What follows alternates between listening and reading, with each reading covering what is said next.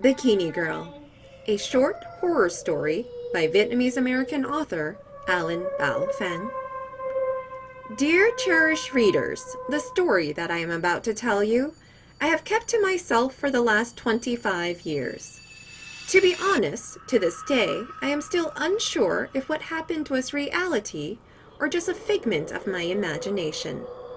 But at last, Halloween is near, and I wish to tell my tale, to relieve this burden from my heart, and to offer you, my readers, a contemplation of the dark side. 25 years earlier. I groggily reached for the alarm clock that unfailingly woke me up at 5 a.m. every morning. Grouchy from the inadequate amount of sleep and irritated by an oncoming migraine, I angrily grabbed the alarm clock and threw it against the far wall. The alarm was immediately silenced as the clock broke into a multitude of pieces. I tried to catch a few extra winks, but was not able to go back to sleep. Getting out of bed, I quickly stepped over to the bathroom to brush my teeth and wash my face. I then grabbed my ever-ready bag of swimming gear and dashed out the door into my car and headed straight for the university swimming pool. It was the end of October in Las Vegas, and at the pre-dawn hour of 5:15, the sky was still dark as ink. Traffic was sparse and the sidewalks were empty.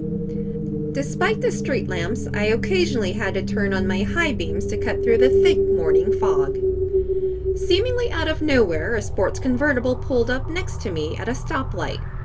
A young lady with curly red hair and a fantastic body stood straight up from inside the car. Dressed in a Playboy bunny costume that showed off all of her curves, she shouted, "Happy Halloween!" Feeling not yet quite awake, I mumbled, "Happy Halloween." I turned into the lit university parking garage and pulled into one of the spots reserved for swimmers. It was nearly empty and quiet inside the garage, but for the sounds of nighttime insects and the brisk wind rustling from leaves and branches of trees outside. The creepy atmosphere sent an inexplicable chill up my spine as I ran quickly into the sports complex. I stopped into the locker room to change into my swimming shorts, then rushed out to the swimming lanes. The pool area was unusually silent, but as I approached, the lifeguard sluggishly greeted me from his office and came out with torpedo buoy in hand to man his post. Still shivering from the cold temperatures and my sense of unease with the eerie surroundings, I jumped headlong into the lap pool. About 5 minutes later, I could sense underwater movement in the lane next to mine. Not really paying attention to the change, I continued to focus on completing my workout for the day. There was no music blasting from the overhead speakers this morning, so I was left alone with my thoughts as I took long, deliberate strokes in my cool-down set. All of a sudden, I heard a feminine voice calling from above. "Wow, you swim so well!" Taken aback, I stopped to look up at the next lane and found a blonde babe in a tiny bikini that barely covered her voluptuous body, looking at me with dreamy eyes. She smiled and winked as I looked over at her. I smiled in response. "Oh, thanks, I'm an average swimmer." To myself, I thought, I swim here nearly every day. Why have I never seen this girl before? The rest of the pool remained empty and the lifeguard was nowhere in sight, probably escaping back to his office for another quick nap. I took a closer look at the girl and noticed that despite her golden locks and other eye-catching attributes, her complexion was oddly pale. I attempted some small talk. "Are you on the school swimming team?" "Yes, it's been more than 2 years now since I was on the team, but I still swim regularly, out of habit." "You swim pretty smooth and fast." "Thanks. Do you swim here often?" "Pretty often. I swim to keep in shape and to stay healthy." With this last response, I removed my goggles as it seemed we had both reached a resting point in our workout routines. Upon closer inspection, I could see that besides her ghostly pale skin, the girl's hair was matted and tangled.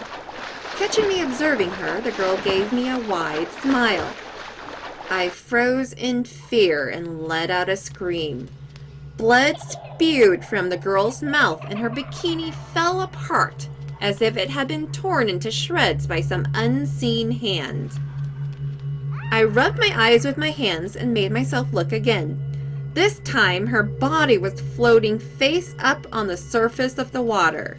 She was completely naked as her blood began to turn the pool water red. I let out a scream and leapt out of the pool and ran as quickly as I could to find a lifeguard in his office. "Help! Help! There's somebody dying out there!" "Where? What's going on? Where?" I pointed directly to the lane where I had left the girl's body floating. But wait, what? The girl was calmly swimming her laps as if nothing had happened. The rhythm of light splashing could be heard with each gentle stroke the girl made, and as the curves of her glistening body glided forward with each movement. The girl stopped to look at me and the lifeguard when she reached the end of the pool and said, "Hey, happy Halloween! What's going on?" I looked at the girl and the lifeguard in confusion. Am I dreaming, or did I imagine all of this? The sleepy lifeguard grumpily said, "Are you okay, man? There's nothing going on here." The lifeguard looked at me as if I were a madman, shook his head, and walked back towards his office. At this point, the girl had finished swimming and climbed out of the pool. She asked me, "Can you walk me to my car?" I hesitated in fear and was not able to respond when the girl implored, Please walk me to my car." Rubbing my eyes once again, I decided, "Sure, I'll wait for you outside the locker rooms." "Thank you so much. What's your name?" "Alan." "I'm Karen. Thank you so much, Alan." "No problem. I'll see you out there." I stepped quickly into the locker room and turned on the hot shower, trying hard to forget what I had seen in the swimming pool. A few minutes later, I began to hear a low, steady stream of water running in this next stall. The sound surprised me, as I didn't remember seeing anyone else in the locker room, nor hearing any footsteps. Lathering up and trying to be as quick as possible, I shuddered when I heard the girl's voice calling over, "Do you have any soap, Alan? I forgot mine." Shaking but still alert, I cried out, "Karen, what are you doing here? It's the men's locker room." "I know, but I'm too scared to shower alone in the women's room." Surprised but curious, yet still scared out of my wits, I gathered my courage and reprimanded myself. Why in the world are you afraid of a harmless girl? I grabbed my bottle of shampoo, wrapped a towel around my waist, stepped over to the next stall, and stuck my hand with the bottle behind the curtain. "Here you go, Karen." The shower continued to slowly drip, but there was no response. I repeated in a louder voice, "Shampoo, Karen, take it." Still, no response, as the water droplets slowed their pace into a sinister drip, drip, drip. I boldly pushed the curtain aside and looked into the shower stall. No one was inside, yet water was dripping from the shower head, and blood was splattered all over the walls. I shrieked and ran to my locker to throw on my jeans and sweater before running to the front counter. Gesticulating wildly, I tried to explain, "There's a lot of blood in the men's locker room." The student receptionist tried to calm me down as he firmly placed his hands on my shoulder. "Where? Show me." He followed me as I headed back towards the locker room. I ran to the stall that had been covered in blood. What the? Not a drop of blood was on the stall walls or anywhere. Even the shower had stopped dripping. In a panic, I checked every single shower stall as the student went along with me, but there was nothing. The student receptionist looked at me and shook his head, saying half jokingly, half seriously, "Ghosts only appear on Halloween night, not morning." I looked at him in utter confusion, having no idea how to explain what had just happened. I headed straight out to the lobby, ready to dash to my car and to get away from this nightmare. "Alan, won't you walk me out?" I froze as the blood drained from my face. Karen was standing there waiting for me with the sweetest smile on her pale face, wearing a skin-tight black bodysuit. I looked around, and the lobby chairs were filled by several homeless persons who had taken refuge from the cold. A few seemed to have some marbles loose and were mumbling to themselves. Looking outside, the sky was still dark, despite it already being 6 o'clock in the morning. "All right, I'll walk you out, Karen." It was a short walk from the building to the parking garage, but the path was dark and slippery from rain the night before. I walked silently alongside Karen. I was trembling inside, yet keeping myself in defense mode. Okay, I can only walk you to here. I turned to Karen as I said this and was paralyzed for a moment as my teeth chattered in fear.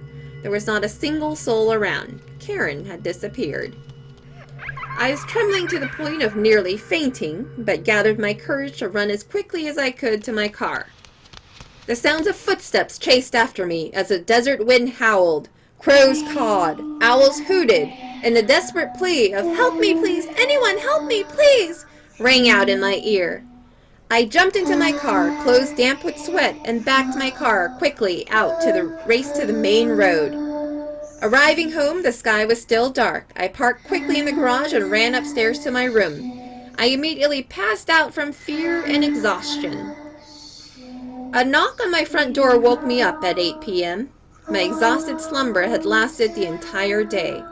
I quietly went downstairs to turn off the porch light, as I had no candy to pass out to the trick-or-treaters. But furthermore, I only wanted to stay in the safety of my home, with the doors closed, after the terrifying experience of this morning. Turning on the TV, I froze in horror as the newscaster announced some breaking news. Police were seen on the lookout for a dangerous suspect who had assaulted and killed a female student at the local university dormitory the night before Halloween. The victim was a young girl with blonde hair and dreamy eyes. The picture shown on the screen was Karen. From that day on, I no longer dared to go swimming on Halloween Day.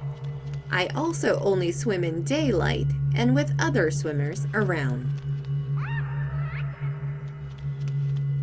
Bikini Girl. A short horror story by Alain Bảo Phán. Recorded by LPBP Productions. All rights reserved. 2019. Thank you for listening.